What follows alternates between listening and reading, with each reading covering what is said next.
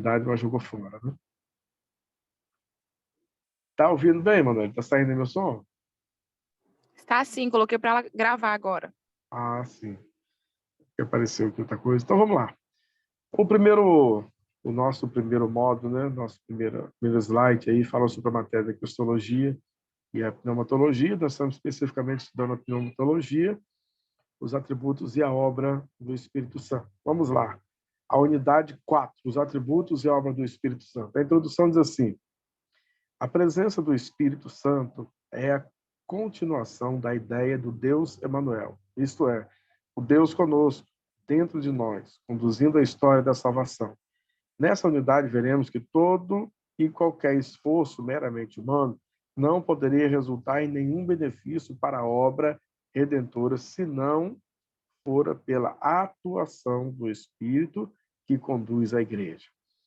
A introdução aqui ele faz, né, um apanhado geral e ele destaca alguns pontos aqui, por exemplo, que a presença do Espírito Santo ele é uma continuação da ideia do Deus Emanuel, ou seja, que é o Deus conosco, né? Então, porque no Antigo Testamento nós temos a primeira atuação direta de Deus com o povo. Aí depois nós temos a atuação de Jesus. E agora Jesus sendo crucificado, né, nós temos então a atuação do Espírito Santo, ou seja, é o Emanuel, é o Deus conosco em todas as situações, né, e o Espírito do Senhor, ele presente na história da humanidade. Então, nessa unidade nós vamos dizer que todo e qualquer esforço meramente humano, ele não poderia resultar em nenhum benefício para a obra redentora, se não fora pela atuação do Espírito que conduz a igreja. Se, quando Jesus tivesse subido, não tivesse descido o Espírito do Senhor sobre nossas vidas, sobre a igreja, os esforços do homem não levariam o homem a canto nenhum. E o exemplo disso a gente vê nas grandes obras sociais que existem, país afora, mundo afora, né? Eles conseguem acabar com todos os déficits das necessidades humanas? Não conseguem, né? Porque são obras apenas de homem. E aí, quando a gente pensa na obra apenas do homem, obra apenas humana, é, sem a presença do Espírito de Deus, não vai longe. Pode até fazer uma grande revolução, mas não faz uma mudança para a eternidade. E o Espírito precisa estar presente na igreja justamente por isso, porque o Espírito do Senhor é quem nos dá a garantia dessa eternidade com Deus e que prepara a igreja para levar-nos para o céu. É isso? Vamos lá, o nosso terceiro slide, ele fala sobre os atributos e a obra do Espírito Santo. Os objetivos pedagógicos. Quais são os objetivos? O que nós vamos aprender aqui dentro desse texto? Apresentar os atributos do Espírito Santo e a sua obra entre os homens, apresentar a atuação do Espírito Santo no Antigo e no Novo Testamento, apresentar os conceitos de batismo no Espírito Santo e fruto do Espírito Santo. Então, 3 itens são elencados nesse slide, né, dos objetivos que a gente tem para aprendizado dentro deste módulo que estamos estudando, dessa 4ª unidade do módulo, né? Então, nós queremos apresentar aqui os atributos, quais são os seus atributos, a sua obra entre os homens, né, ou seja, a humanidade, apresentar a sua atuação, tanto no Antigo quanto no Novo Testamento, e apresentar os conceitos, né, que nós utilizamos hoje de batismo no Espírito Santo e também o conceito do fruto no Espírito. Vamos lá. Vamos para o slide número 4. Diz assim, os atributos e obras do Espírito Santo. Para uma maior compreensão, vamos listar a seguir atributos do Espírito Santo. Se não, vejamos. Primeiro, ele é eterno. Segundo, ele é onipotente. Depois, ele é onipresente. Depois, ele é onisciente.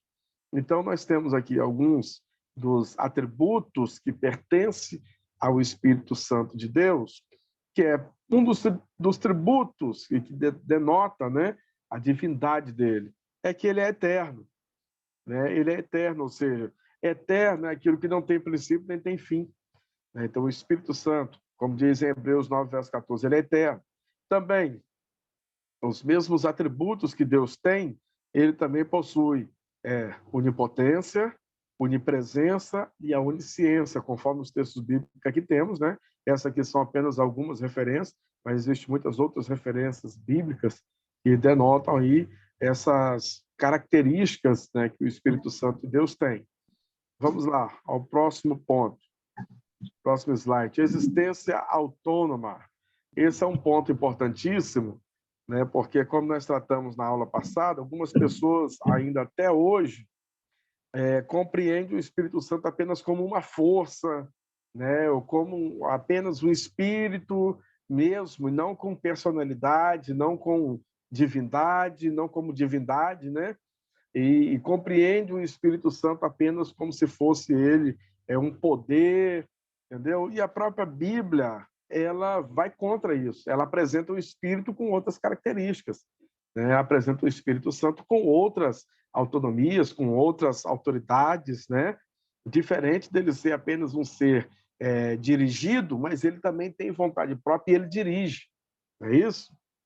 Então, vamos lá, essa existência autônoma. Olha, os seguintes versos, entre tantos, comprovam. Primeiro, Mateus 28, verso 19, diz assim: nós somos batizados em nome do Pai, em nome do Filho e em nome do Espírito Santo. Isso aqui é uma das coisas, é um dos versos bíblicos chaves, né, que demonstra realmente e traz para nós a clareza acerca da importância do Espírito Santo na Trindade, né, porque ele está presente na grande obra do batismo. E o batismo, irmãos, é um dos grandes símbolos da unidade do corpo, eu digo assim, o corpo místico da igreja, né, o corpo espiritual da igreja, ele se dá pelo batismo, porque o batismo é o que nos autoriza a participação da ceia do Senhor, por exemplo.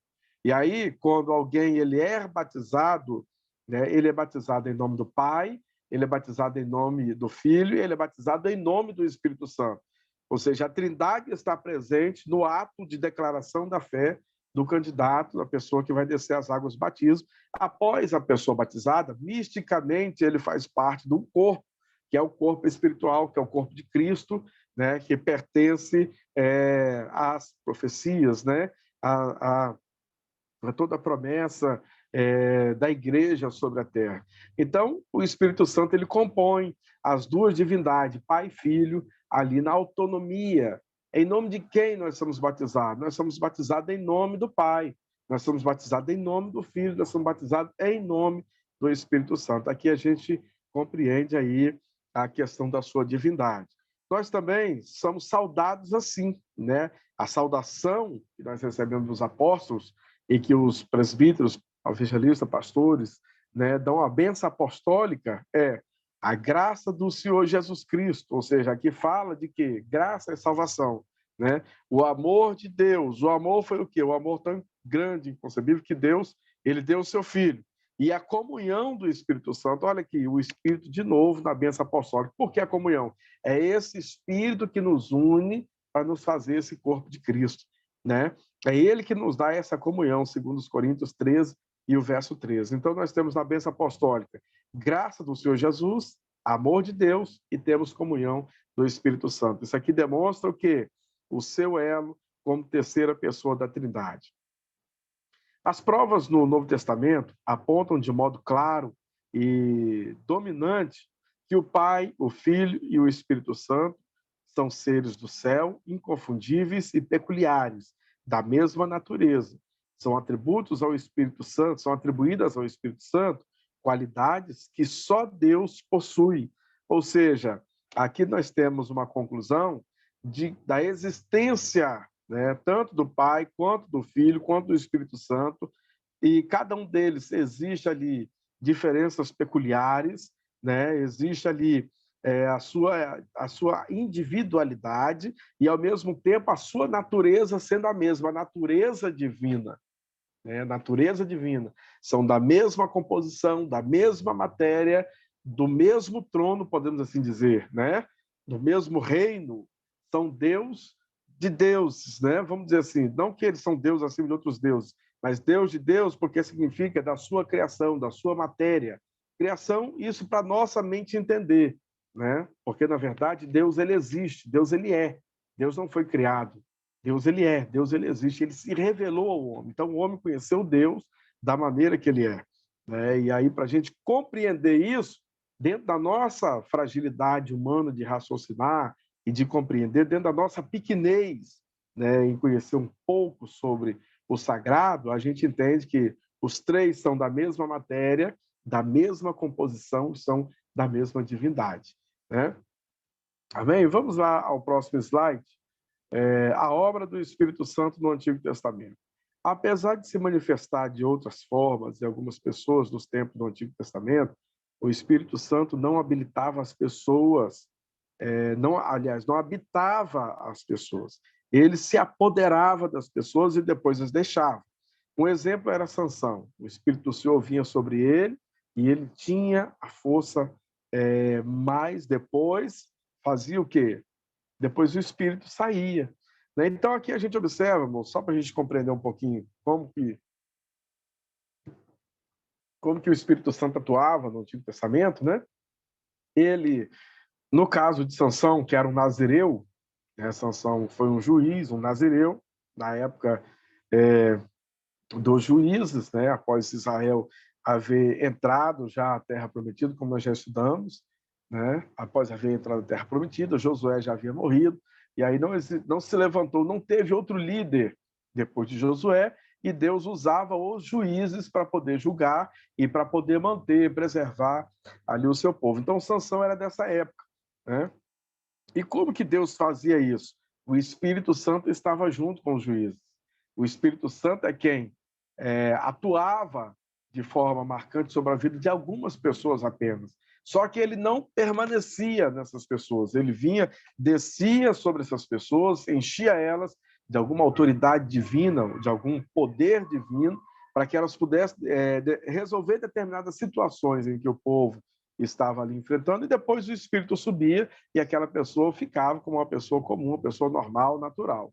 Né? O caso de Sansão, por exemplo, né? Diz a Bíblia que Sansão ele matou mais pessoas na sua morte do que em sua vida. E olha que ele matou muita gente na sua vida. Se a gente pegar a história de Sansão, a gente vai ver que no final de tudo, quando ele depois ali, né, já tinha preso, tido seus olhos, né, furados e tal, e ele orou mais uma vez ao Senhor, pediu ali que o Espírito de Deus descesse sobre ele mais uma vez, que ele pudesse se vingar dos seus inimigos e tal, né? E aí eles levaram ele para um pilar do templo, né, onde ele estava ali, um lugar central, e o Espírito desceu sobre ele, derrubou aquele pilar e aqueles prédios caíram, né, e matou muita gente. Então a gente vê o que é isso? Eram as atuações que o Espírito de Deus fazia na vida das pessoas. Sansão, com a queixada de jumento, ele matou 600 homens. Aonde a gente já ouviu isso, né, irmãos? Matou leão. Aonde a gente já viu isso? Um homem lutar com um leão, se não for o Espírito de Deus na sua vida. Se a gente observar bem, um leão é um animal selvagem, um animal muito feroz, né, que tem força muito grande. Ele mata animais gigantescos, até maior do que ele. Né? E como é que pode um homem dominar um animal desse, matar um animal desse, né? Na mão? É complicado, né? Se não for Deus com ele, não vai. Então, nós vemos aqui o que diz no livro 1 Samuel, capítulo 10, verso 6, e o Espírito do Senhor se apossará de você, e com eles você profetizará, e será um novo homem.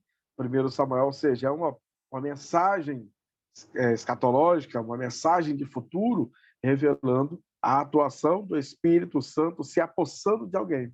Né? Então, por quê? Porque o Espírito de Deus, no Antigo Testamento, ele atuava dentro desse conceito, dentro desse formato, né? Diferente do tempo de hoje, do Novo Testamento, que nós temos a alegria de ter o Espírito do Senhor derramado sobre nós. O Antigo Testamento não. Ele era porcionado, né? Era por porção que o Espírito de Deus descia e habitava com as pessoas. Vamos lá, o próximo slide? O slide número 7. O Espírito já atuava no convencimento dos homens. Então, diz assim, no Novo Testamento, encontramos que o Espírito Santo convence o homem do pecado, em João 16, verso 8.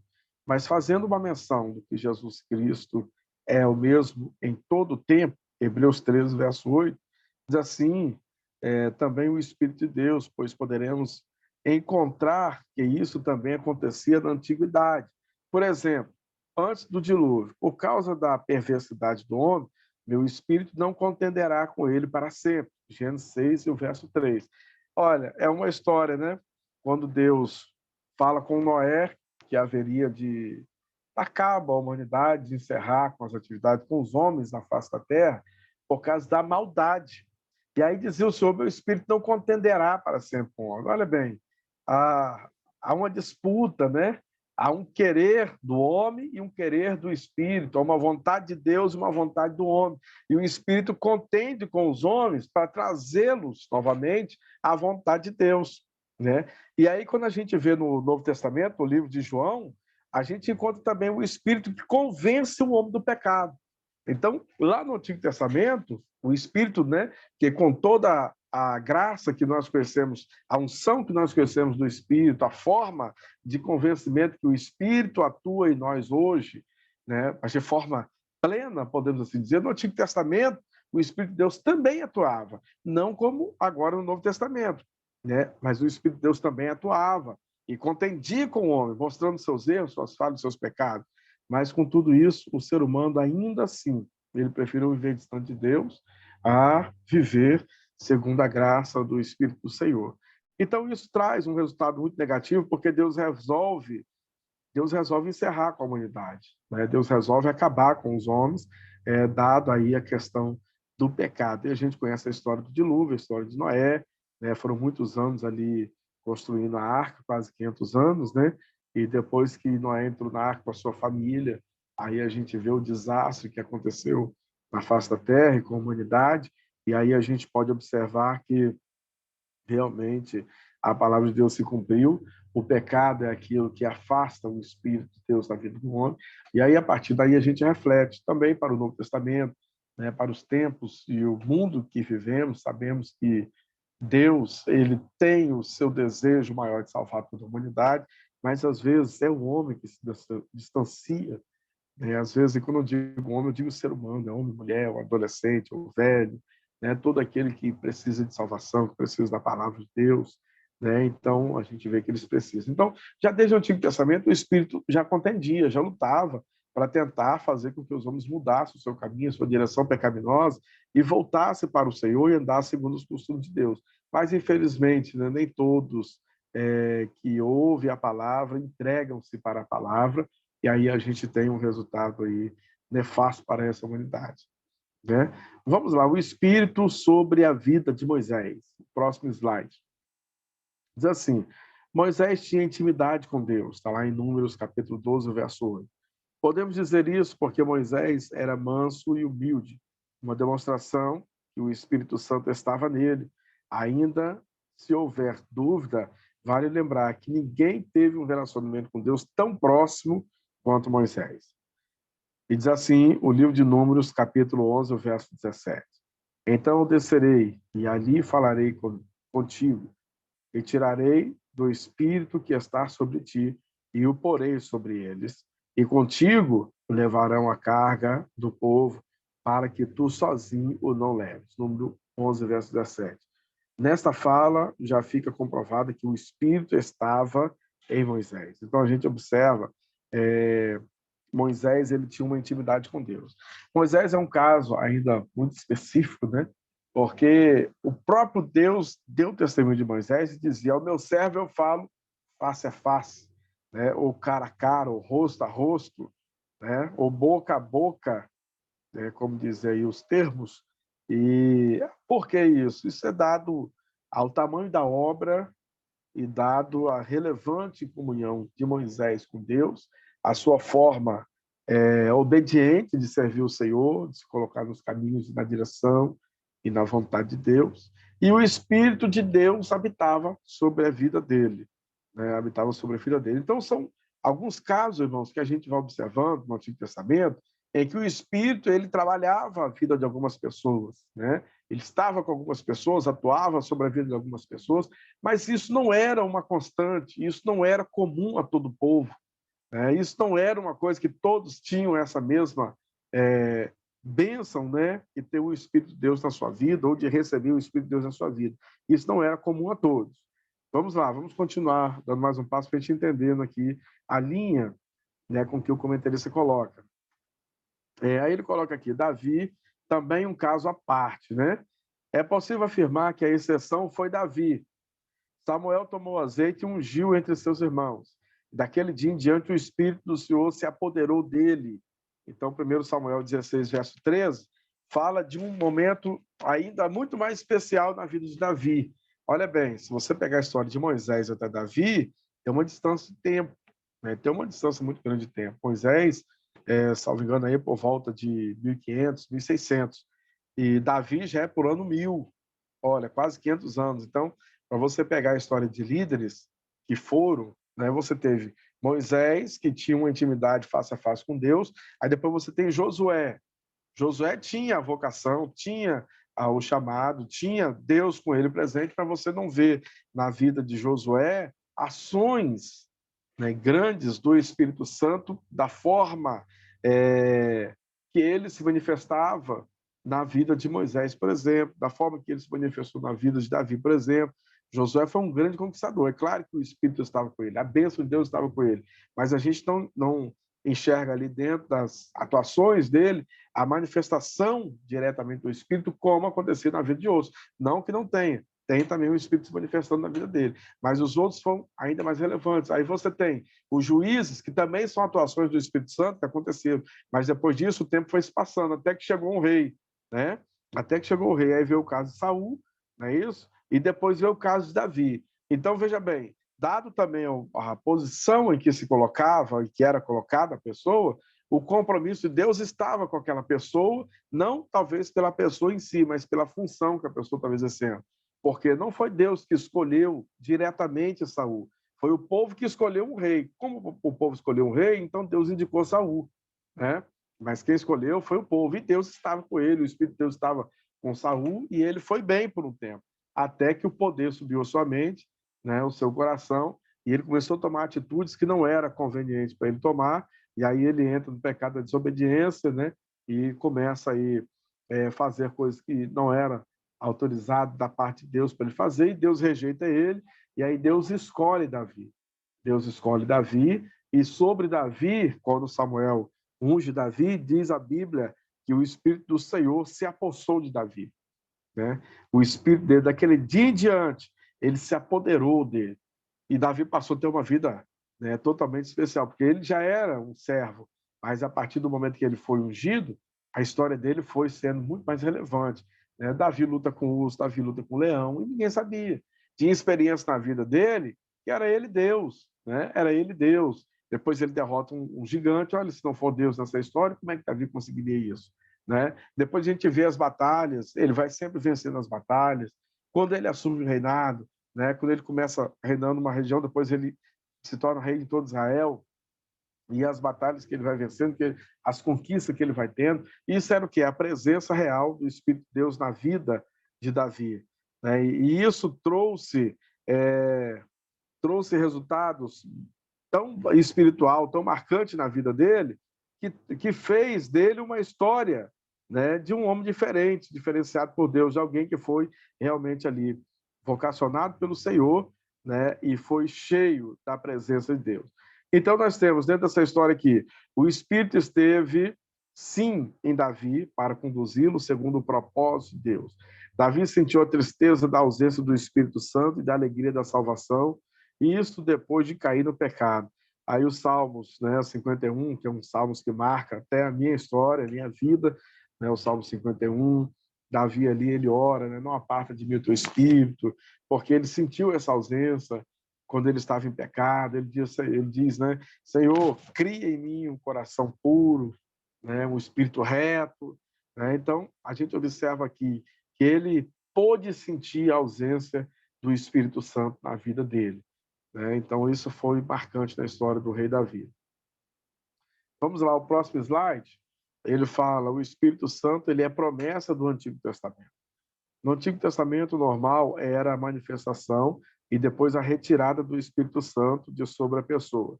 Mas Deus, que tudo sabe, inclusive da necessidade humana de suportar as lutas, vencer o mal e a si mesmo, prometeu desde o tempo do Antigo Testamento que derramaria sobre todos o seu Santo Espírito.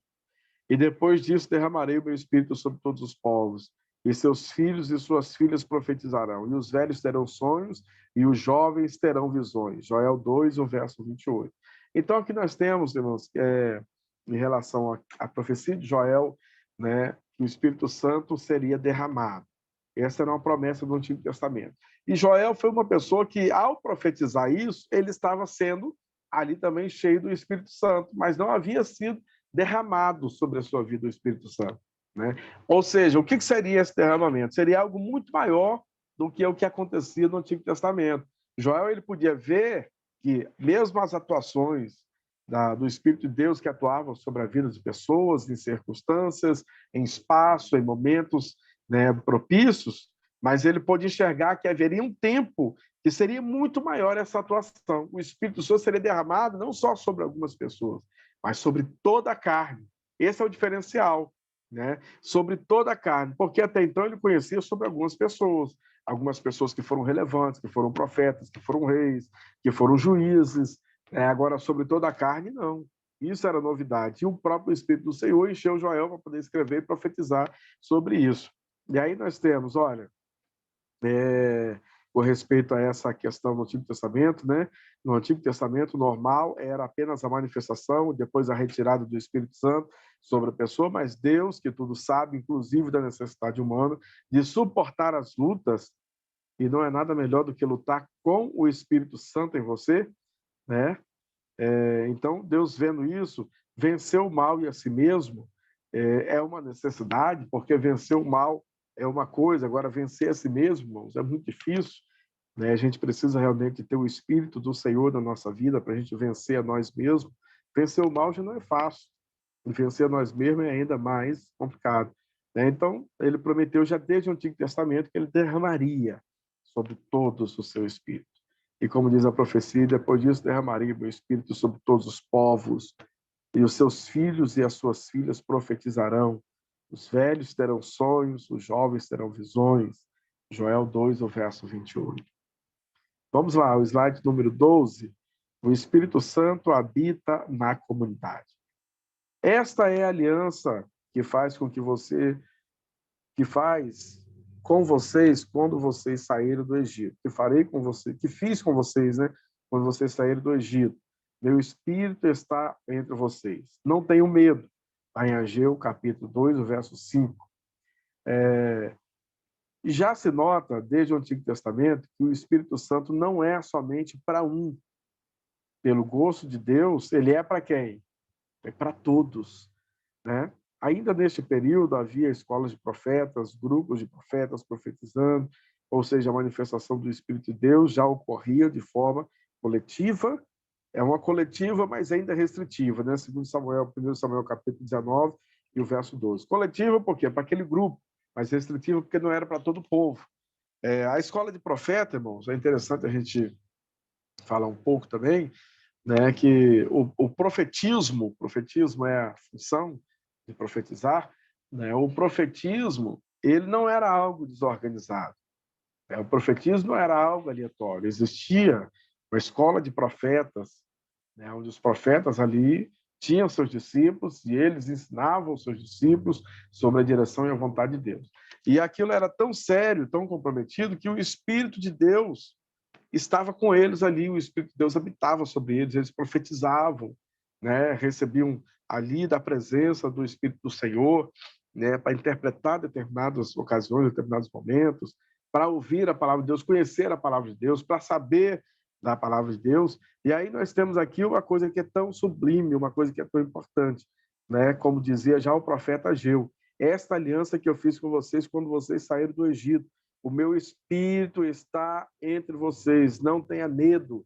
Olha, o que aconteceu no caminho do deserto, irmãos? Por que muitas pessoas caíram no caminho do deserto? Por que muitas pessoas morreram no deserto?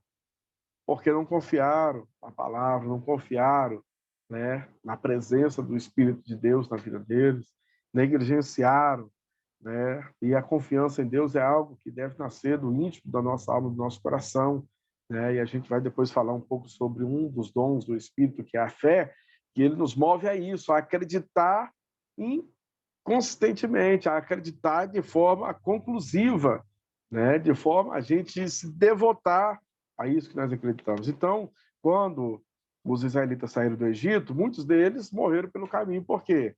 Porque não confiaram na presença do Espírito do Senhor com eles ali. E isso serve como uma mensagem para nós, né?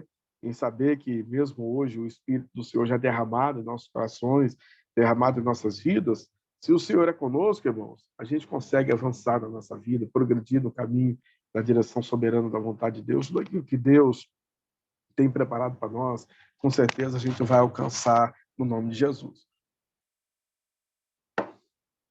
Vamos ao nosso próximo slide. Vamos falar agora no Novo Testamento sobre as ações e as atuações do Espírito do Senhor. Fechando aqui o Antigo Testamento, a gente compreende ele atuando de forma esporádica, né, de forma seletiva, porque não eram todos, apenas algumas pessoas é quem detinham essa autonomia de receber, né, essa presença gloriosa do Espírito de Deus sobre a sua vida. E agora no Novo Testamento? Vamos lá. Perdão, irmãos. No Novo Testamento, vamos lá. O nome Espírito Santo no Novo Testamento ocorre 86 vezes. O Espírito Santo atua de forma intensa e poderosa logo no início das narrativas dos evangelhos. Todos os evangelistas evidenciam esse atuar vigoroso do Espírito de Deus. Entre as atuações, destaco, vamos lá, o que a gente destaca aqui das atuações do Espírito Santo no Novo Testamento? Primeiro, na vida de Jesus, no batismo e na sua excelência. Ou seja, o Espírito do Senhor esteve na vida de Jesus em todo momento. No batismo de Jesus, ele desce como pomba, né? E na sua excelência, nós vemos o esplendor da glória do Espírito do Senhor se manifestando a partir dos milagres, a partir das operações de maravilhas que o Senhor Jesus, pela sua infinita graça e misericórdia, ele operou no meio das pessoas que o acompanhavam, né? E a gente vê o Espírito confirmando em toda essa agenda de Jesus, o Espírito do Senhor estando presente, né? Aí nós temos aqui, é o agente da fecundação de Maria, ou seja, o Espírito Santo foi quem fecundou Maria. Quando o anjo aparece a Maria, diz: salve Maria, salve agraciada, né? Tu és bem-aventurada, né? Por quê? Porque Maria foi escolhida entre todas as virgens que tinha Israel, ela foi a virgem escolhida para gerar no seu fruto o Salvador. E aí o anjo diz: só descerá sobre ti o Espírito Santo, né? Por quê? Porque o Espírito do Senhor foi quem desceu sobre a Virgem Maria, sobre o seu ventre, né, e gerou Jesus ali o Salvador. Nós temos aí lá em Marcos 1:20, Lucas 1:35. Ele também no Antigo Testamento é o agente que legitima a paternidade de Jesus do batismo, né, quando o Senhor fala, né, eis aí o meu filho amado, em quem me comprazo, né? Então, nós temos ali o Espírito Santo descendo como forma de pomba sobre Jesus, Deus confirmando a sua paternidade sobre Jesus. Então, ele esteve presente ali nessa obra.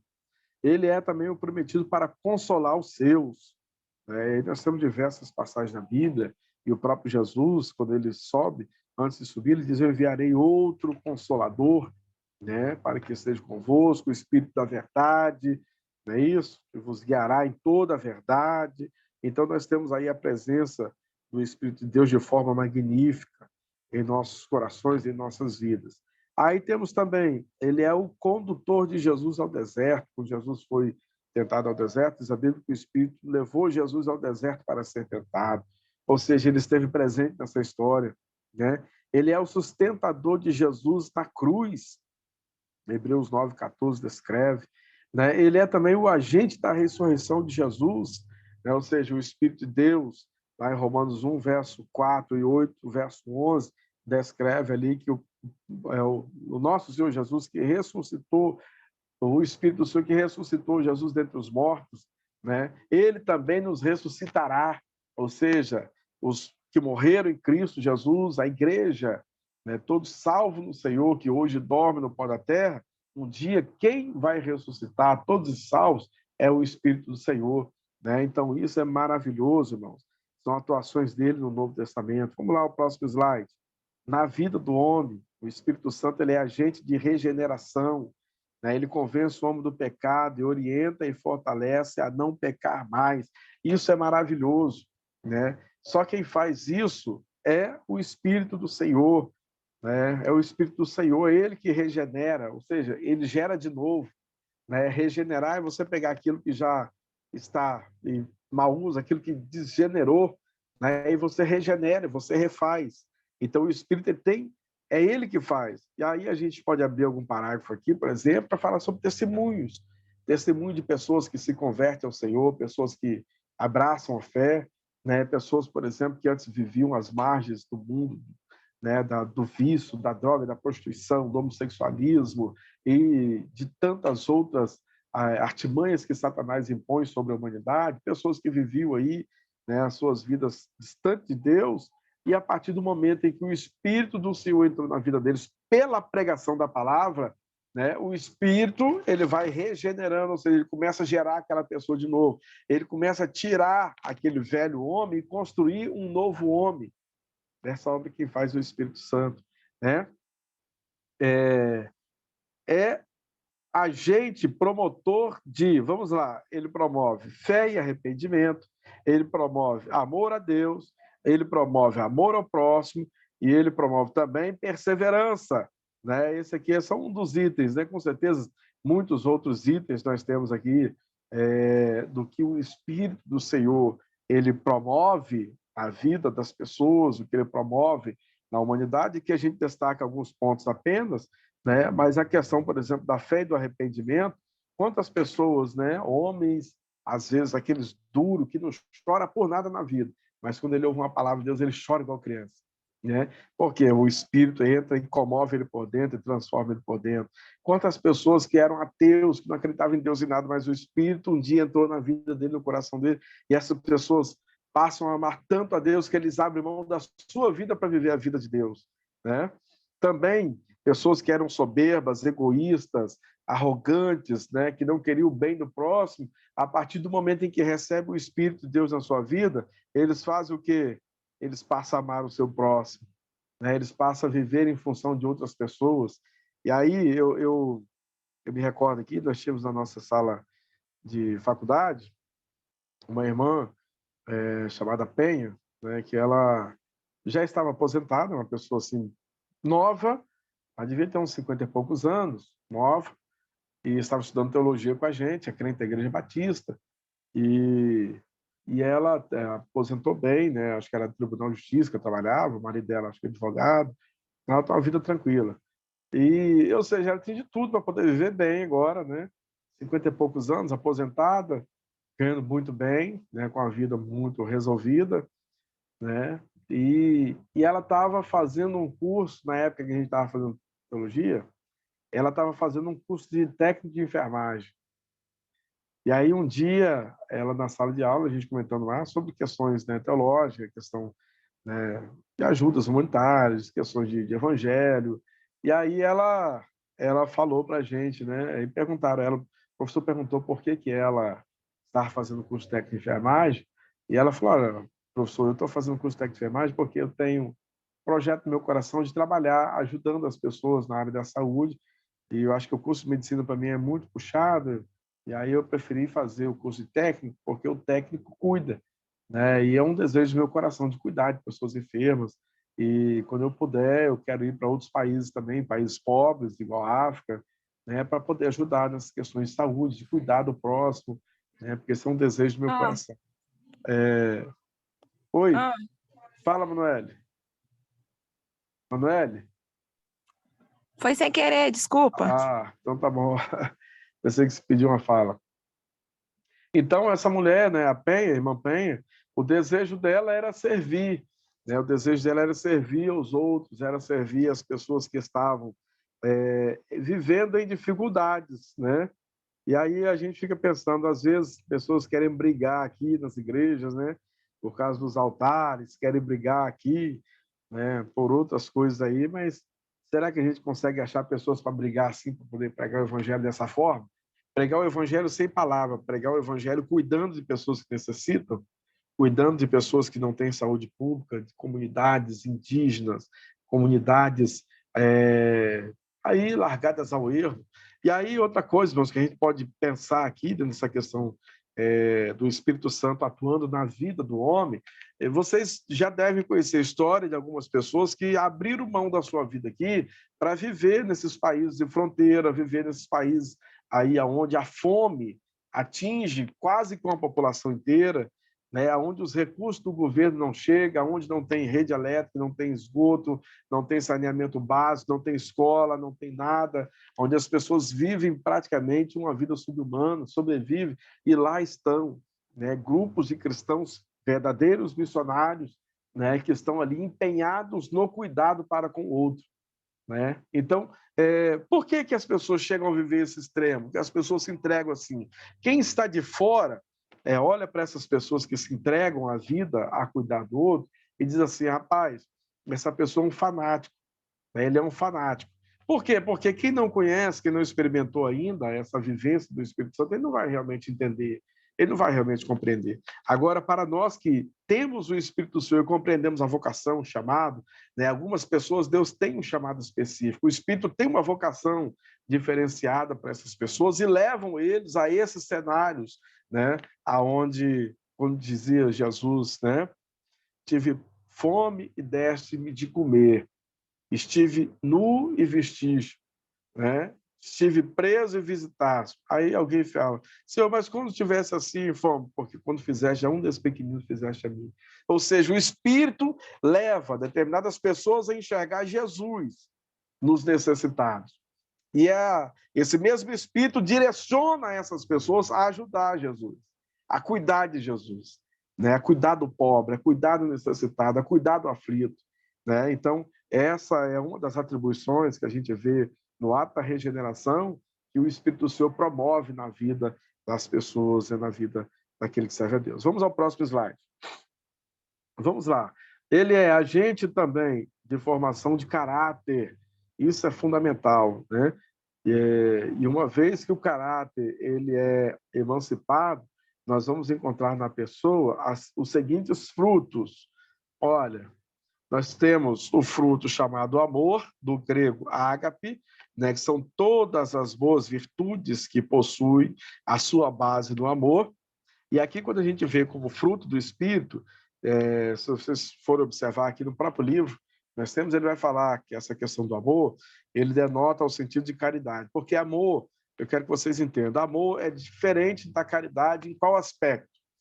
O amor, ele está atrelado mais àquelas pessoas que você tem afinidade, entendeu? Você está atrelado mais à pessoa que você já tem um sentimento por ele, ou um laço familiar, ou um laço de conhecimento, um laço de amizade. Para essas pessoas está voltada a questão do amor. A caridade, ele é muito mais abrangente que o amor. Por quê? Porque a caridade ele faz para qualquer um sem finalidade de retorno. Ele não faz somente para aqueles que estão ligados a um laço familiar, um laço de amizade, a um laço de parentesco, né? Ou de qualquer que seja a circunstância. O amor, ele se limita. A caridade, não, ele abrange. Então, o texto, no original, ele significa, o amor ali significa, na verdade, caridade. Né? Algumas traduções colocam amor, porque é um sentimento, né, de amor, um sentimento de amor de Deus. Mas o contexto real é caridade, porque é você fazer sem espera de volta, sem espera de recompensa, você fazer o bem sem pensar numa promoção, né, que infelizmente hoje a gente vê muitas pessoas fazendo, né, e às vezes até dentro de igreja, fazendo coisas demais, mas na finalidade apenas da promoção. Né? Essa não é a vocação de Deus. A vocação de Deus é a gente ser desprendido de qualquer sentimento de retorno, porque o retorno quem dá é Deus, é Ele que vai nos dar o galardão. Né? Aí outra coisa é a questão da alegria, chara, é aquela felicidade que não está baseada no que se vê, né? Mas é pela fé. Então, são frutos que o Espírito produz na vida do ser humano. Paz, do grego eirene, se refere à paz interior que a pessoa tem com Deus e com os homens. Né? Em qualquer que seja a circunstância, a pessoa que tem esse fruto da paz no seu espírito, na sua vida, ele tem paz tanto com Deus quanto com os homens. Né? Ou seja, ele não é vingativo, ele não é rancoroso, ele não é esperto, né? Ele não é malicioso. Por quê? Porque ele tem paz. O Espírito de Deus produz esse fruto na vida do ser humano, na vida do cristão.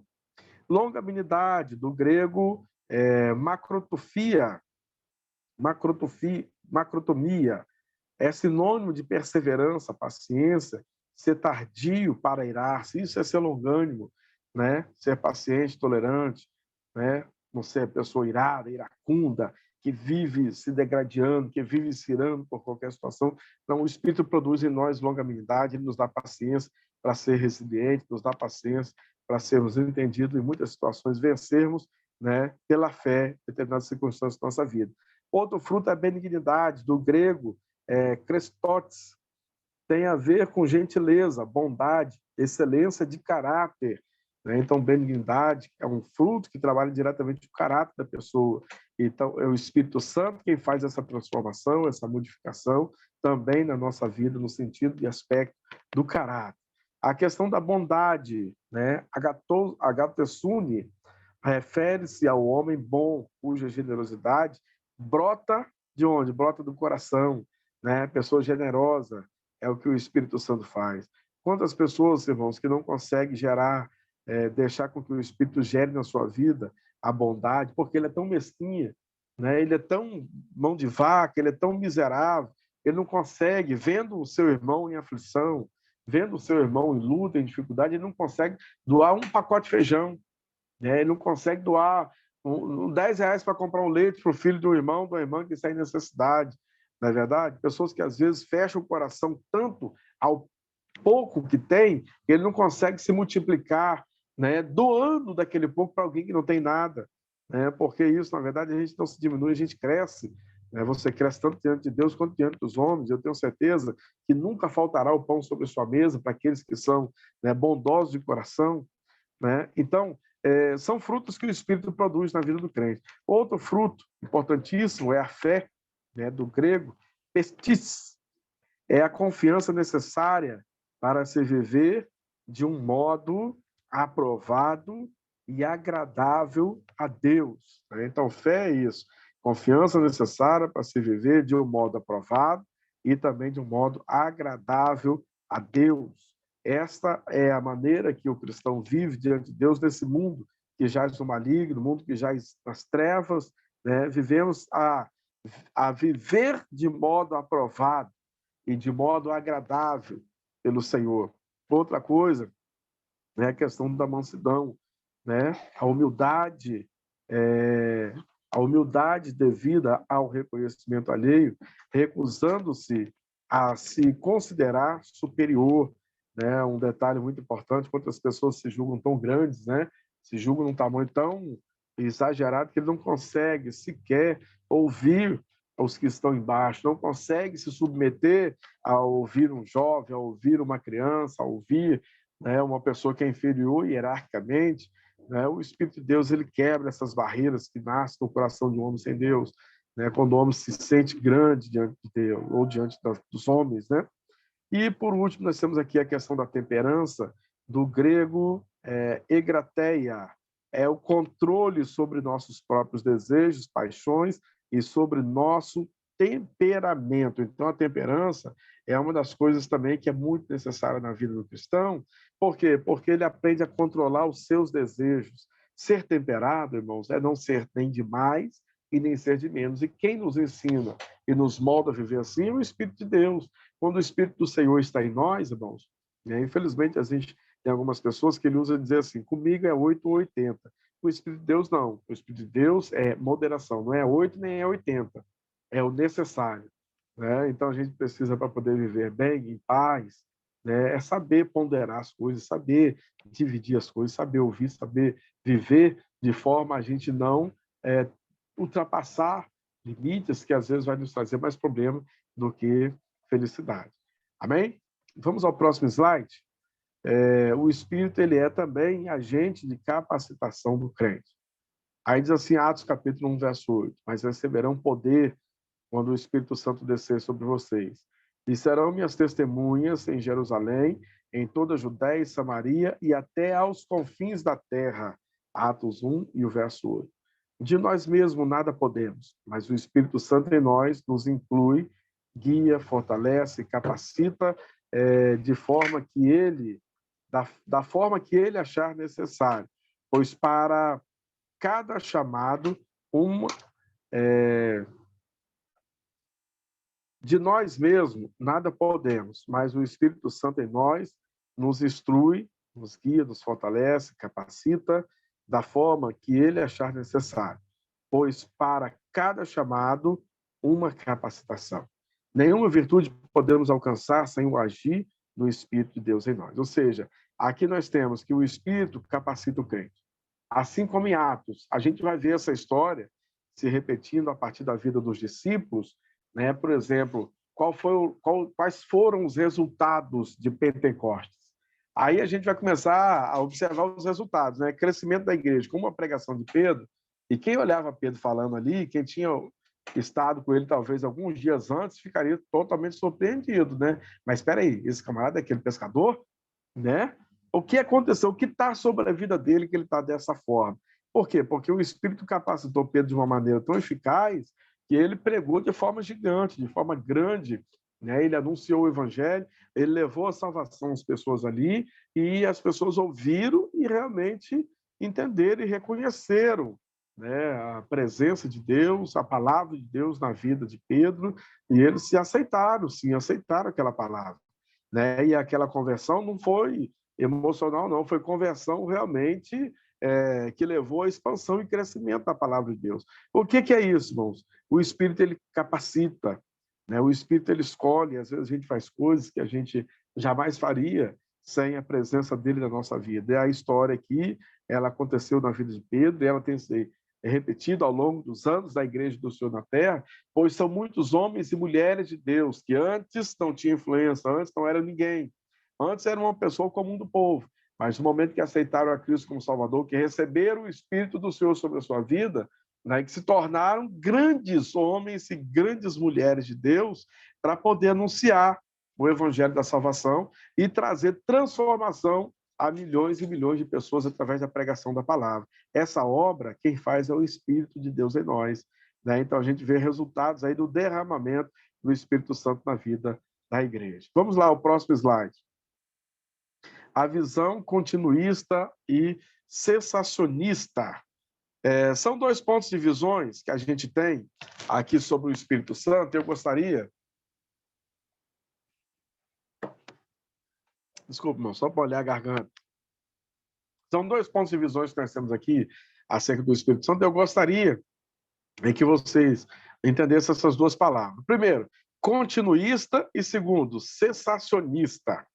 Isso são duas nomenclaturas que vão distinguir dois pontos teológicos acerca do reconhecimento do Espírito Santo a partir do Novo Testamento. Quem são os continuistas? Continuistas são aqueles que acreditam que as mesmas atuações e obras que o Espírito Santo fazia lá na época dos apóstolos, né, elas continuam acontecendo até o dia de hoje, da mesma forma.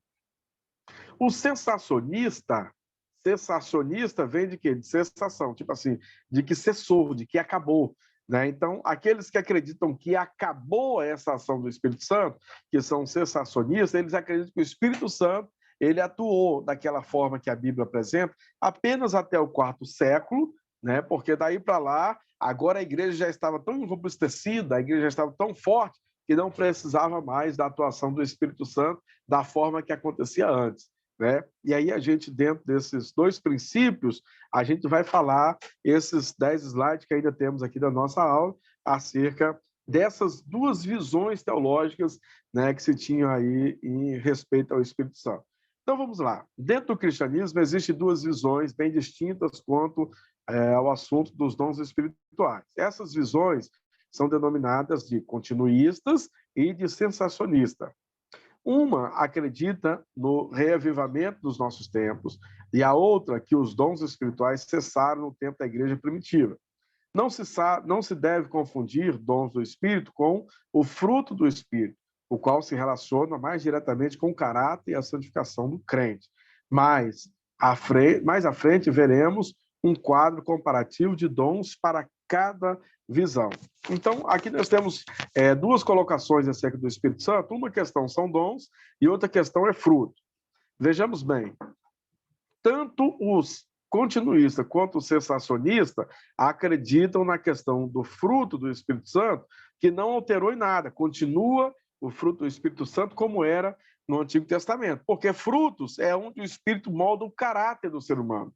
Então, o Espírito Santo entrando em nós, ele vai transformar o nosso caráter, gerando em nós frutos, né, que são aqueles que falamos aqui: paz, generosidade, fé, mansidão, confiança, amor, domínio próprio, né? Esses são frutos. Então, esse vai estar continuamente sobre a igreja. Agora, os dons do Espírito Santo é diferente. Aí você tem dons de curar, você tem dons de língua estranha, de profecia, de interpretação e tal. Então, são vários dons que a gente vai ter, que aí o cessacionista, eles distinguindo esses dois pontos, ele diz: ó, esses aí ficaram para trás. Agora, a questão do fruto, o fruto, não, ele é contínuo. As duas visões compreendem os frutos contínuos, mas a visão continuista, ela compreende também a questão da continuidade também dos dons no Espírito Santo.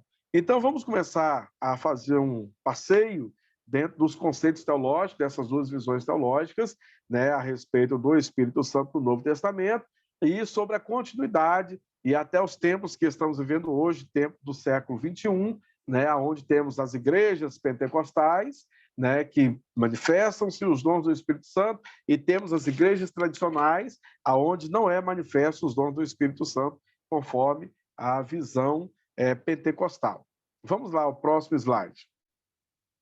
A visão cessacionista, que é a concepção histórica. Para o cessacionista, para o cessacionismo, o batismo acontece no momento da conversão. E os dons espirituais foram para a função da igreja, havendo em sua visão cessado no século IV. Então, vejamos aqui, segundo a visão cessacionista, como que eles compreendem? Primeiro, o batismo, né? Eles compreendem que o batismo, o Espírito Santo, ele acontece na conversão. Teoricamente, irmãos, a gente pode dizer assim, que as duas visões, essa parte do batismo, a gente compreende dentro de um ponto de vista. Qual é a compreensão do batismo de Jesus, ou do batismo do Espírito no ato da conversão? Por quê? É porque aquela pessoa, a partir do momento em que ele ouve a palavra e ele reconhece Jesus como Salvador, ele se entrega a Jesus, nesse momento ele recebe o Espírito de Deus na sua vida. Ali a gente compreende um texto, né, que a Bíblia apresenta sobre ser batizado em Jesus, né, ser batizado no Espírito, nesse aspecto do ato da conversão, porque ele nos insere ao corpo místico da igreja, né? Agora, o Espírito que habita no homem é o Espírito de Deus, não mais o Espírito das trevas, né? O Espírito das trevas, o Espírito do mundanismo, o Espírito do homem velho, do pecado, esse Espírito sai fora do homem, e agora entra o Espírito de Deus. Então, tendo esse aspecto, tanto a visão cessacionista quanto a visão continuista, elas compreendem essa recebida do Espírito de Deus na sua vida. Mas existe um distinguir um pouco mais além, que a gente se separa dentro desse aspecto, né? Então, na visão cessacionista, o batismo ele acontece nesse momento da conversão, e os dons espirituais, na visão deles, aconteceu somente lá na igreja primitiva, né? E por que isso? Eles tinham ali uma função para que essa igreja fosse realmente edificada, foi necessário a presença dos dons espirituais. Agora já não há mais a necessidade, porque a igreja se robusteceu tanto que não precisa mais, e isso cessa lá no século IV, segundo a visão cessacionista.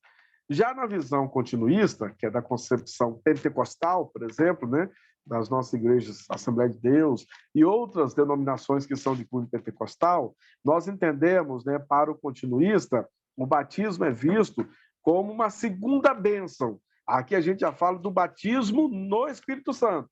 Aqui já não é aquele primeiro batismo da aceitação, de que a pessoa, a partir do momento que ele aceitou, ele agora é inserido. Isso a gente denomina de batismo. Ele é batizado em Jesus, ou seja, ele recebeu, ele entrou para o corpo místico de Jesus a partir do ato da conversão, né? A partir do ato, do momento em que ele se converte, ele entra para o corpo de Cristo, né? Então, mas já o batismo com o Espírito Santo, ele é uma segunda bênção dentro do aspecto da visão pentecostal. Afirma ainda que a ausência dos dons espirituais, depois do primeiro século da igreja, se deu pela apostasia da igreja, e que agora, nos últimos anos, Deus tem visitado a sua igreja, tornando-a vigorosa pela presença dos dons espirituais.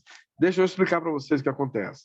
Por exemplo, dentro da visão pentecostal, sempre se compreendeu que os dons espirituais, eles foram tão necessários, e é tão necessário, quanto foi na igreja primitiva, né? E aí, irmãos, o que acontece aí, além desses, além desse reconhecimento, né, de que o Espírito de Deus e os dons foi necessário na igreja primitiva e é necessário hoje. Dentro desse período, lá de ontem para o hoje, existe um espaço, e nesse espaço nós temos um enfraquecimento tão grande da igreja no sentido pentecostal, né, porque a teologia se multiplicou no aspecto de discutir a religião por tantos pontos de vista e, além disso, né, teve as questões políticas que foram inseridas também na igreja, a era constantina e outras eras, né? E a igreja, em determinado momento, ela era tão forte que ela chegou, a determinados momentos, ela ser o Estado, né? A igreja ser o Estado. Então, a igreja e política caminhavam juntos, né? Viviam juntos durante séculos, e aí a atuação do Espírito Santo era de forma muito diferente. Aí você vai ter histórias, né?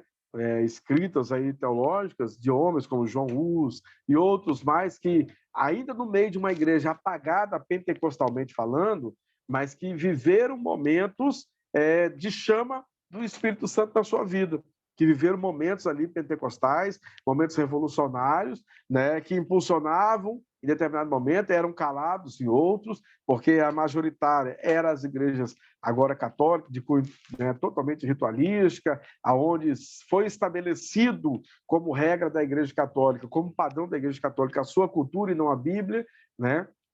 Porque a tradição católica que foi construída ao decorrer dos séculos, ela passou a ter mais valor do que a Bíblia, e isso é uma verdade até hoje. A cultura católica, a tradição católica dentro do catolicismo, ela tem um peso maior do que a tradição bíblica, né? Então, tudo isso foi tirando a atuação do Espírito Santo no meio da igreja de forma geral. E Deus sempre foi levantando, acendendo um aqui, acendendo outro ali, levantando um aqui, levantando outro ali, até que chega, né, os momentos aí cruciais aí do século, depois, né, de Calvino.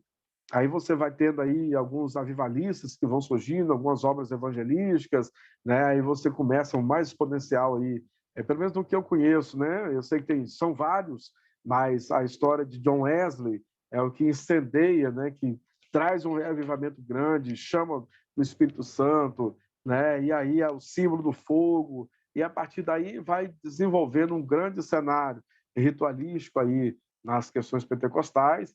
E agora, bem recente, a gente tem a nossa igreja, por exemplo, a Assembleia de Deus, a história dos missionários suecos, né, que eram crentes batistas e que passaram a ter uma experiência com o Espírito Santo, foram batizados no Espírito Santo, falaram em línguas, mas foram rejeitados dentro da igreja batista, porque a igreja batista é cessacionista, né, eles não creem nos dons do Espírito, e aí botou os dois para fora, né, excluiu os dois, e eles saíram e orando, o Espírito mandou que eles viessem para o Pará. Eles ouviram uma palavra do Espírito dizendo Pará. Eles foram para o mapa, procuraram e acharam um estado chamado Pará, aqui no Brasil, e vieram bater aqui em Belém do Pará, onde a gente tem aí o surgimento da Igreja Assembleia de Deus. Isso em 1911, né, nasce a Igreja Assembleia de Deus. Dia 17 ou 18 de julho de 1911, nasce a Igreja Assembleia de Deus aqui no Brasil.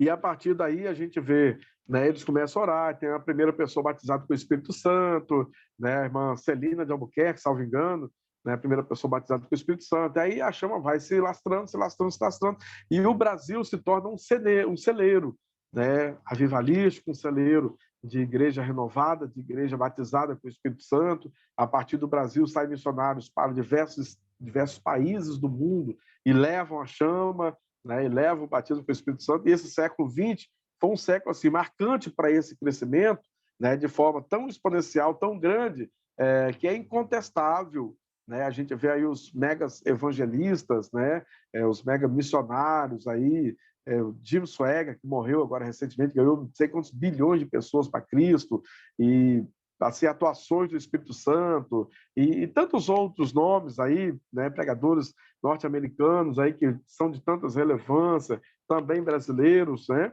E aí o nome do Senhor foi sendo glorificado. Então a gente vê desse cunho pentecostal E os dons não cessaram, os dons estavam quase que apagados, mas foram reavivados, nunca morreram.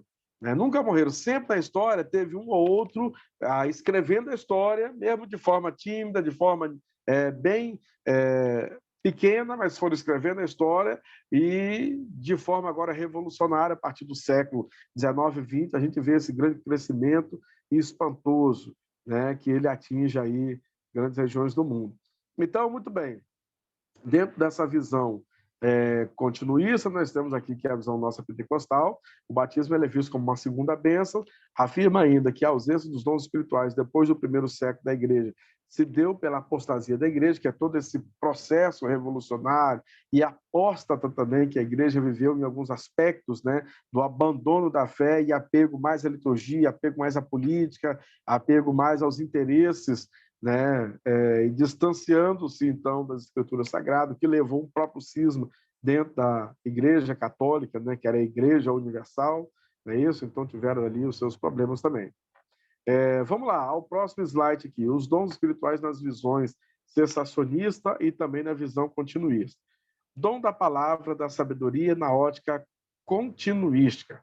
Vamos ver, esse é um dom, palavra de sabedoria, né? Para os continuistas, esse dom é pronunciamento ou a declaração de sabedoria. Ela é aplicada à arte de dar conselhos sábios, através da prudência e trato sobrenaturais, em tratar assuntos pelo jeito e discrição em comunicar verdadeiros cristãos. Através do conhecimento e prática dos requisitos para uma vida piedosa e pura, através de conhecimento e habilidade necessários para uma defesa eficiente da causa de Cristo. Nesse dom, a sabedoria de Deus é manifestada na formação e execução de seus conselhos. Ou seja, a palavra de sabedoria é um dom que Deus dá, né, aos seus servos, para que em determinados momentos ele tenha um conselho, ele tenha uma palavra certa, uma palavra de Deus e que preenche toda a necessidade para a qual ela vai ser aplicada. Dentro esse mesmo dom, dentro da visão cessacionista, para o cessacionista, ele é a capacitação do pregador para entregar uma mensagem redentora que chegará a possuir os homens, a persuadir os homens a crerem em Jesus. O pregador, capacitado pelo Espírito Santo, usa argumentos que os homens jamais terão como resistir. Ou seja, são aspectos diferentes, né? Para os continuistas, que no caso são os pentecostais, nós cremos que o dom da palavra de sabedoria é uma palavra sábia que Deus te dá para determinados momentos necessários e que aquela palavra preenche aquela lacuna. Já para os cessacionistas, eles creem não, que é uma mensagem bem elaborada, é uma capacitação que Deus dá para um pregador entregar uma mensagem redentora de forma tão eficiente que leva as pessoas ao arrependimento. Vamos dizer, né? Os dois estão comungados. É claro que a palavra bem preparada de um pregador que se entrega à busca do saber, do conhecimento, ele vai despertar, sim, a sabedoria, o conhecimento, né? Mas a palavra de sabedoria ela é um ato específico para determinadas situações específicas. O pregador, e às vezes o pregador, no dom da palavra da sabedoria, ele pode ganhar pessoas com uma palavra apenas. E às vezes o pregador é uma pessoa simples do povo, que não sabe talvez nem ler e escrever, mas que ele tem o dom da palavra. E que às vezes no momento ele convence o outro pela sua pequena sabedoria, mas que não são do Espírito de Deus, usado como um dom, né, quando é manifesto pelo dom do Espírito, leva a decisões que marcarão a realmente história. Vamos lá, ao próximo slide. Ainda no dom da palavra da ciência, na ótica continuista.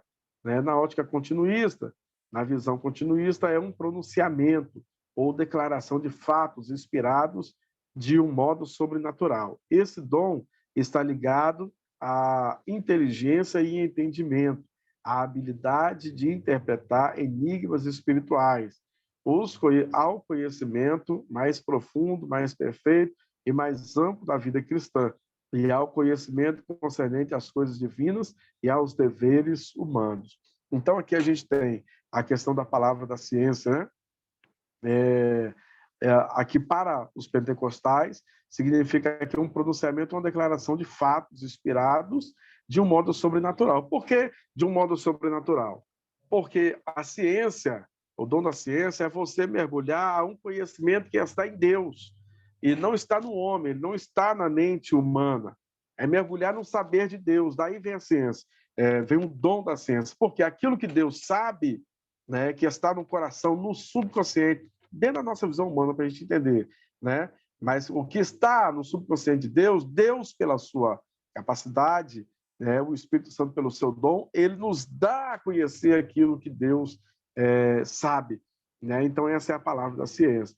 Então, está ligado a um modo sobrenatural. Esse dom está ligado à inteligência e ao entendimento, à habilidade de interpretar enigmas espirituais, como, por exemplo, o sonho, né, lá em Daniel, o sonho que Daniel interpretou lá de Nabucodonosor, o sonho de José, né, que ele interpreta lá de Faraó. Né? E nós temos aí, são experiências que demonstram que a ciência de Deus, porque através do sonho, do enigma da interpretação, esses autores, né, esses homens, eles mergulharam o saber de Deus e revelaram aquilo que estava realmente por trás daquele sonho.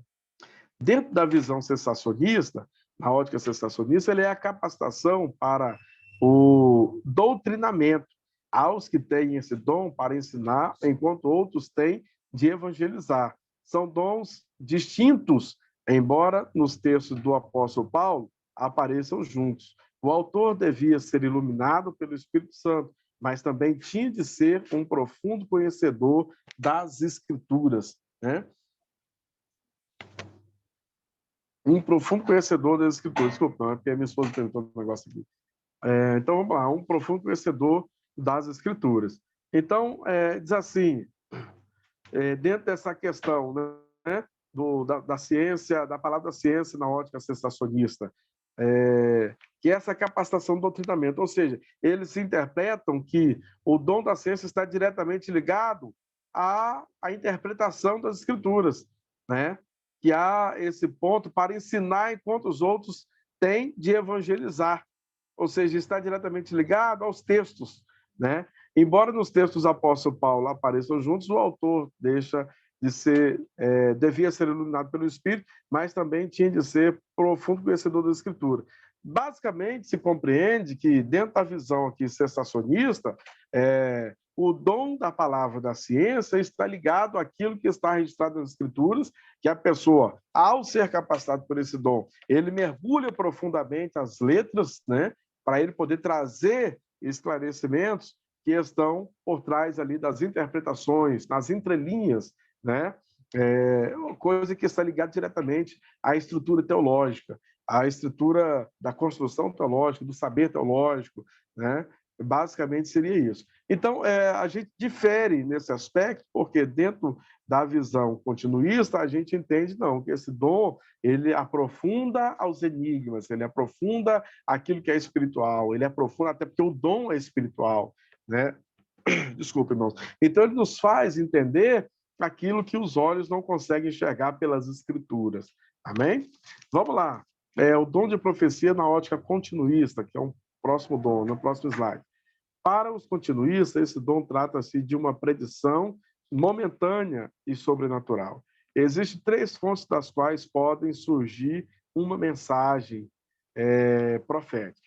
Então, nós temos aqui 3 fontes. Essas 3 fontes, irmãos, que a gente aqui, no slide ele não está apresentando, mas a gente vai ter essas 3 fontes aqui no nosso livro, que uma, ela pode ser humana, outra, ela pode ser divina, outra, ela pode ser satânica. Né? São 3 fontes. Humana, quando surge do próprio coração e intenção do homem. Né? Divina, quando Deus realmente revela e mostra a sua mensagem. Né? E satânica, quando Satanás também, de forma espiritual, ele enche o coração da pessoa e ele fala de forma espiritual também, como sendo mensagem profética. Então, dentro dessa questão do dom da profecia, na ótica continuista, ou seja, na nossa ótica, para os continuistas, nossa, eu digo assim, da visão pentecostal, né? Porque sou pentecostal, esse dom trata-se de uma predição momentânea, ou seja, a profecia é uma predição momentânea. E também sobrenatural, momentânea, porque é aquele espaço, é aquela mensagem para aquele momento, e é espiritual por quê? Porque ele vem de cima, é um dom. O dom é dado pelo Espírito de Deus, então ele não vem de nós, ele vem de algo que é sobrenatural. né? Ele vem de algo que é sobrenatural, não é do homem. Então, e existem 3 fontes das quais pode surgir essa mensagem profética, né? Que ela pode ser tanto do homem, se ela for a mensagem do homem, ela não vem de ser espiritual, ela é carnal. Ela pode ser de Deus, aí sim ela vem no ser celestial, ou ela pode ser espiritual, que aí ela vem, aliás, satânica, que ela vem de um ser satânico, né? Então, para o continuista, as finalidades da profecia são exortação, consolação e transmissão de revelações divinas. A mensagem profética ela tanto tem que nos exortar, e exortar, irmãos, não é espancar, exortar é mostrar o caminho, né? Consolar é trazer segurança, trazer firmeza, né? Isso, e revelar as obras divinas, aquilo que Deus tem para nos transmitir, ou seja, tanto o passado, tanto o presente, tanto o futuro. Aí a gente mergulha na profecia, a gente acaba mergulhando dentro da ciência, que é o saber de Deus, aquilo que nós não sabíamos, Deus revela pela profecia. E o mesmo dom da profecia, na ótica sensacionista, já na visão sensacionista, com a revelação de João, Apocalipse, teria se encerrado a era das profecias. Então, dentro do aspecto da profecia, para eles, em Apocalipse, encerrou ali a era das profecias.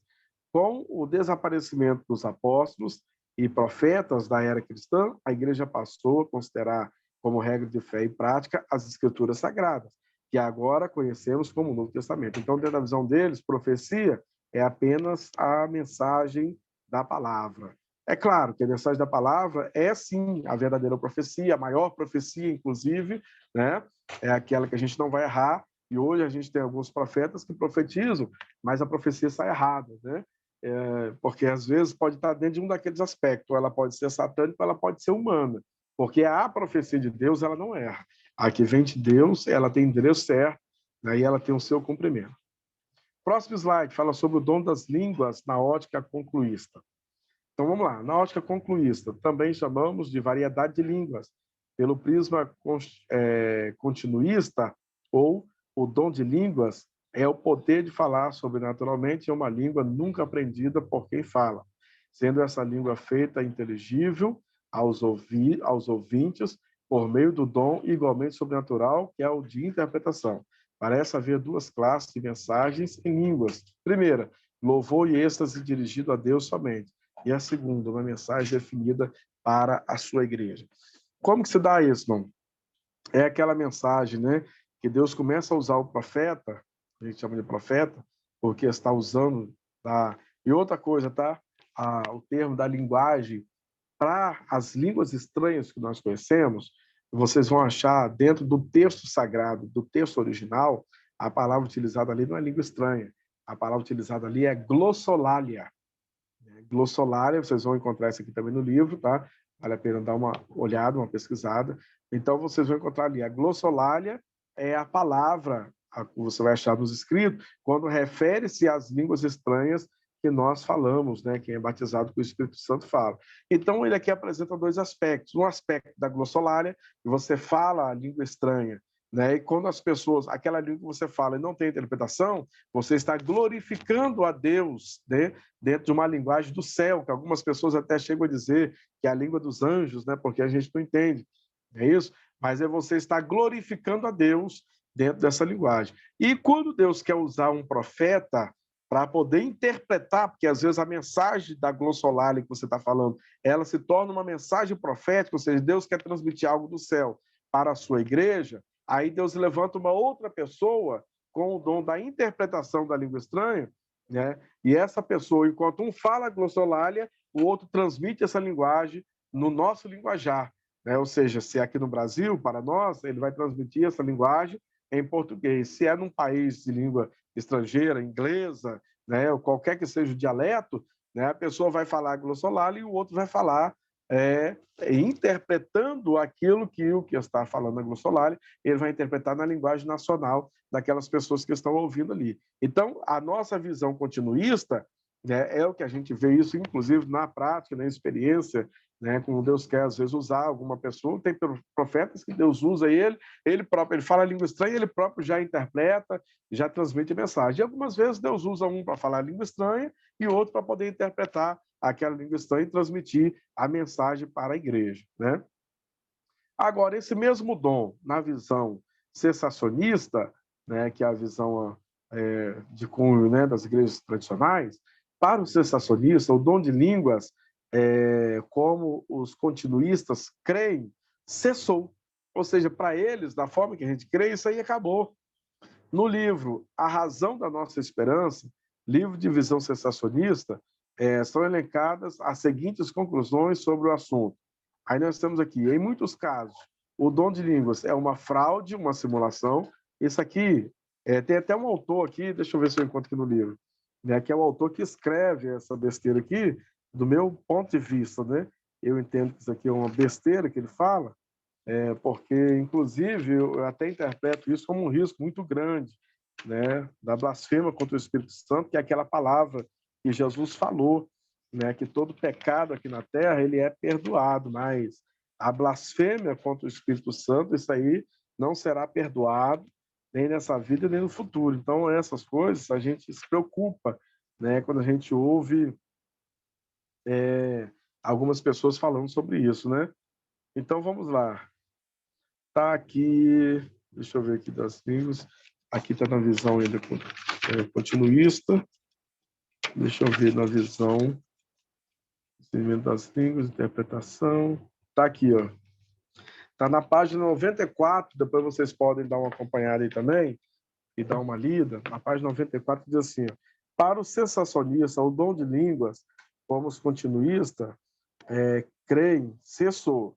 No livro A Razão da Nossa Esperança, livro de visão sensacionista, escrito pelo pastor e escritor Deodor Taitz Júpiter, são elencadas as seguintes conclusões sobre o assunto. Então, para esse pastor aqui, sensacionista, ele diz aqui o seguinte, olha, eu vou até ler aqui para vocês entenderem. Ele diz assim, ó, em muitos casos, os dons de língua são uma fraude, uma simulação. Esse aqui é um ponto de vista que ele entende. Outro, em certos casos, é uma ação demoníaca que surge por mediunidade ou por êxtase provocado. Ou seja, olha a que ponto ele leva essa interpretação dele, né? Alguns casos aqui, o falar em línguas estranhas, só um minutinho, vamos pegar a Bíblia aqui. Ó. Tá, não. Então, vamos lá, irmãos. Em alguns aspectos aqui, ele coloca que, em certos casos, é uma ação demoníaca que surge por mediunidade, ou seja, o que é mediunidade, né? É quando um médium recebe um espírito, né, que entra nele, ele fala coisa, adivinha coisas, não é isso? Então, ele chega a dizer isso, que em muitos aspectos o que acontece é isso, mediunidade, ou por êxtase provocado. Êxtase provocado, a pessoa sai de si, né? Porque provocado. Aí outras coisas ainda, ele diz assim, ó, sugestões hipnóticas, ou seja, a pessoa pode estar sofrendo uma hipnose, né? Repetição e prática contínua, repetição e prática contínua leva a pessoa a falar em línguas. Repetição e prática contínua, como se fosse um aprender a falar, né? É o resultado da vazão ou expansão de certos tipos psicológicos. José dos Reis apresenta Guilherme Cari como alguém que tinha o dom de línguas, mas a obra de Cari foram as traduções da Bíblia para o bengali, hindu, marathi e o sânscrito. O total das traduções em outras línguas e dialetos chegou a 40. Esse sim, afirma José dos Reis, tinha o dom de línguas. Ou seja, dentro do aspecto desse pastor, o dom de línguas, na verdade, não seria a glossolalia que a gente fala.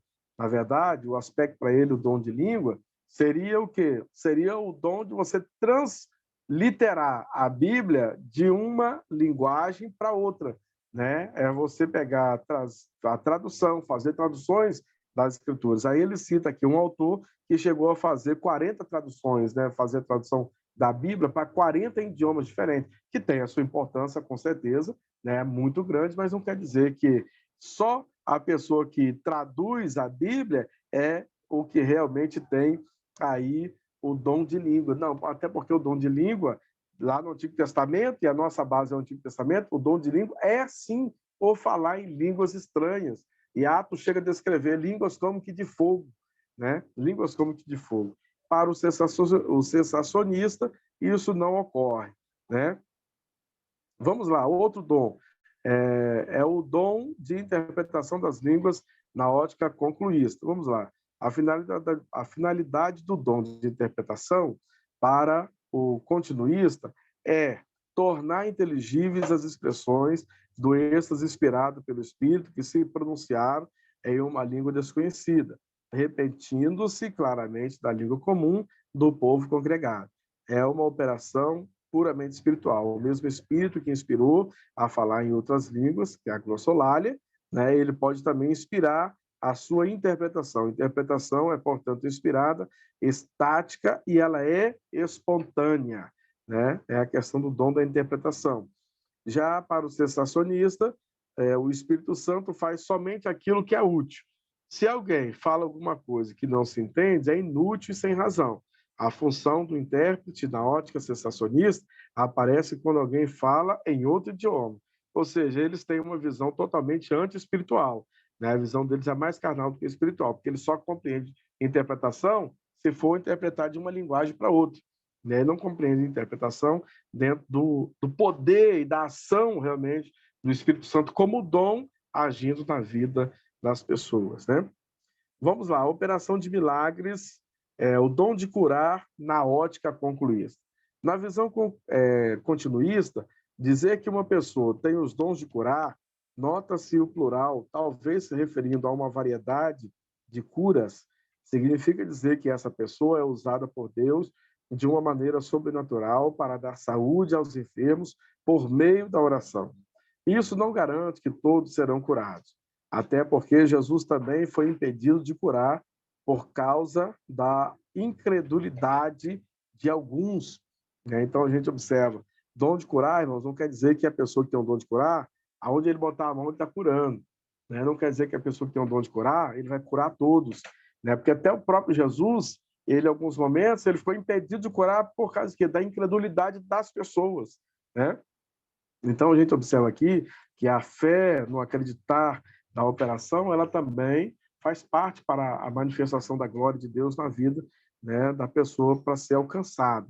E aí, na visão continuista, o continuista define o milagre como a intervenção sobrenatural no curso usual da natureza, uma suspensão temporária da ordem natural das coisas, mediante o Espírito de Deus. Não podemos confundir operações de milagres com os dons de curar, né? Então, a gente observa aqui que a visão que eles têm sobre a questão dos dons, né, com os milagres, né? Ele diz aqui, eu defino milagre como uma intervenção sobrenatural no curso usual da natureza, uma suspensão temporária da ordem natural das coisas, mediante o ensino de Deus. Não podemos confundir a operação de milagres com os dons de curar. Então, eles têm uma visão totalmente distorcida daquilo que a igreja enxerga, né, e entende a manifestação dos dons espirituais. Vamos lá, concluindo, a gente só tem mais 2 slides, a gente conclui nossa aula. Nós temos aqui dom de curar e operações de milagres na ótica sensacionista. O que é o dom de curar dentro dessa visão sensacionista, né? Dom de curar. A visão sensacionista observa a seguinte forma o dom de curar. O dom não é para todos. Foi para alguns no tempo dos apóstolos, dentro da hermenêutica de 1 Coríntios 12. Os sensacionistas não negam o dom de curar, porém, creem que Deus jamais fará aquilo que o homem pode fazer, né? Então, eles não entendem a questão do dom, da manifestação espiritual pelo dom, porque eles dizem, se o homem pode fazer, por que Deus vai fazer? Né? Se o homem pode tomar remédio, pode operar, fazer uma cirurgia, ser curado, por que Deus tem que curar? Né? Então, eles não entendem o milagre. E aí a gente tem a questão das operações de milagres, que nessa ótica sensacionista, para Deus se revelar no passado, ele fez milagres. Para os sensacionistas, os milagres estão divididos em 3 fases distintas na Bíblia. O primeiro, milagres são maravilhas, que foram praticados por meio de Moisés. O segundo período teria sido dos profetas Elias e Eliseu. E o terceiro e último período teria sido nos tempos de Jesus. Então, para eles, os milagres e as maravilhas aconteceram apenas nesses períodos. Tempo de Moisés, tempo de Eliseu e Elias e depois do tempo de Jesus. E aí, a partir daí, cessou, não há mais milagres, né? E a gente tem aqui esses últimos 2 slides, aqui, que são 25 e 26, assim, o dom da fé e o dom de discernimento de espírito, 2 pontos em comum entre os continuistas e os sensacionistas. Então, aqui nós temos dois pontos que são comuns, né, tanto para uma visão quanto para outra, que é a questão aqui dos dons da fé, né? Porque diz assim, ó, o dom da fé. Os continuistas e os cessacionistas concordam sobre esse dom. Para ambos, o dom da fé distingue-se da fé salvadora e da confiança em Deus, sem a qual é impossível agradar-lhe, como está em Hebreus 11:6. É certo que a fé salvadora ela é descrita como um dom, está em Efésios 2 e o verso 8, né? Isso não vem de vós, é dom de Deus, né? A salvação é um dom de Deus. Ainda assim, mas nesta passagem, a palavra dom ela é usada em oposição às obras, enquanto que em 1 Coríntios 12:9, a palavra usada significa uma dotação especial do poder do Espírito Santo. Então, o dom da fé é uma coisa diferente da salvação, né? Mas ele é uma dotação, uma capacidade a mais que o Espírito dá sobre a vida daqueles que reconheceram Jesus Salvador. Então, nesses dois pontos, tanto uma visão quanto a outra, elas concordam. Também o discernimento de Espírito, né? Continuista e cessacionista concordam que o dom de discernimento de espírito é a capacitação especial que Deus dá a alguns membros do corpo de Cristo, que os capacita a saber, com segurança, se determinado comportamento que se apresenta como oriundo de Deus é, na realidade, divino, humano ou satânico. Né? Então, realmente, a questão do dom de discernimento, né, tanto um quanto o outro, compreende dentro desse aspecto, né? Os continuistas ou os cessacionistas concordam que essa questão do discernimento do espírito é uma capacidade que Deus nos dá para a gente saber, como membros do corpo de Cristo, discernir qual o espírito que está agindo na igreja, qual o espírito que está falando, né? E aqui, principalmente, irmãos, o líder, ele precisa ter esse discernimento. Todo líder tem que ter discernimento do espírito. Por quê? Por exemplo, você lidera um departamento e às vezes o diabo está começando a semear contenda no meio do seu departamento. Você tem que ter o Espírito de Deus para você discernir esse espírito maligno e saber como repreender, saber como vencer esse espírito, saber como desfazer esse laço do diabo. Né? A gente precisa ter o Espírito de Deus para saber discernir esses momentos. E aí, com certeza, tanto uma visão quanto a outra, elas caminham no mesmo aspecto da direção, né, de saber concluir, de saber enxergar isso aí. Amém? Nosso último slide, ele fala sobre a conclusão, diz assim, ó, independente dos pontos de vista cessacionista ou continuista, isso aqui eu acho que é importante, né? Todos entendem que isso não influencia em perda ou ganho de salvação. Cada modo de interpretar e cada fé deve ser respeitado. Nas duas visões, tanto a fé quanto o amor permanecem. Dessa forma, fica claro o respeito e o amor que temos de ter pelo nosso próximo. Isso se cremos que o Espírito de Deus está em nós. Enfim, neste momento, agraciados estamos por saber, acima de tudo, que o Espírito Santo é uma pessoa distinta das outras duas pessoas da Trindade.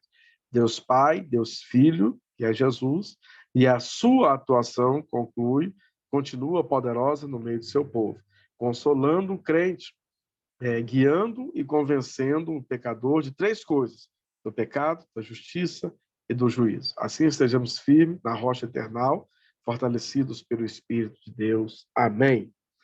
Louvado seja o nome do Senhor. Essa, eu acho que é uma conclusão importantíssima para a gente poder compreender que, independente das visões, né, que temos de interpretações das Escrituras Sagradas, né, para os aspectos que aqui estudamos concernente ao Espírito Santo, uma coisa nos une: a cruz. Né? A cruz nos une. Por isso, não devemos fazer acepção de pessoas, não devemos fazer acepção de cristãos, né? Se o cristão ele é continuista ou se não, né? Que a gente possa ter esse espírito de Cristo que nos une, que nos faz um povo seu, uma igreja sua para a glória do seu nome.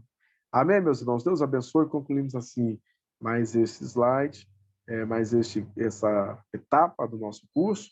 A partir das próximas aulas, o professor Leandro vai estar assumindo. Na quarta-feira agora não, porque... aliás, quarta-feira, né? Quarta-feira já pode ter. Então, se os irmãos já fizeram o acerto do livro para poder comprar o livro, porque o feriado, na verdade, é na terça, né? Eu estava achando que o feriado é na quarta, o feriado na terça. Então, os irmãos já comprando o livro, aí o nosso professor Leandro já fica habilitado para poder dar seguimento às nossas aulas e a gente, assim, caminhar para a conclusão do nosso curso. Amém? Que Deus nos abençoe. Quero agradecer a participação e a presença de todos e reforçar os irmãos, né? Tem que ser com muito sacrifício e esforço. Nem todos que são chamados realmente valorizam o chamado. Nem todos que são vocacionados realmente se entregam à vocação de sentar para aprender, para depois então ensinar. Alguns querem ensinar sem aprender, né? E aí você imagina o que vai ensinar. Então, para vocês que estão aqui, seguindo firmemente, fielmente o chamado de vocês, que Deus abençoe, que vocês continuem assim firmes nesse propósito, servindo ao Senhor com muita alegria, tá? Com tudo que a gente tenta, às vezes, fazer o máximo possível para poder abençoar os irmãos, e ainda assim, né, a gente sente dificuldades de participação de muitos, mas que Deus abençoe a todos e que tenham todos uma oportunidade maravilhosa do céu. Vamos orar agradecendo ao Senhor por esse curso, por esse dia de hoje. Maravilhoso Deus, Altíssimo e Eterno Pai, neste momento agradecemos ao Senhor pela oportunidade, Senhor, de estarmos concluindo mais um módulo. Ó Deus, de agora, Senhor, estar prontos, ó Deus, para o próximo desafio. Quero pedir que o Senhor venha abençoar os teus filhos e filhas, dando a eles cada dia a graça e a capacidade do teu Espírito para estudar a tua palavra. Assim oramos, ó Deus, e agradecemos em nome de Jesus. Deus abençoe, a paz do Senhor a todos. Que o nome do Senhor seja glorificado na vida de vocês. Deixa eu ver. Amém. Deus abençoe, irmãos Fê. Pai do Senhor, pastor. Amém. Pai do Senhor. Glória a Deus. Aula proveitosa. Pai do Senhor. Amém. Glória a Deus. Fique com Deus. Amém. Pai do Senhor. Pai do Senhor, Manu. Pai do Senhor.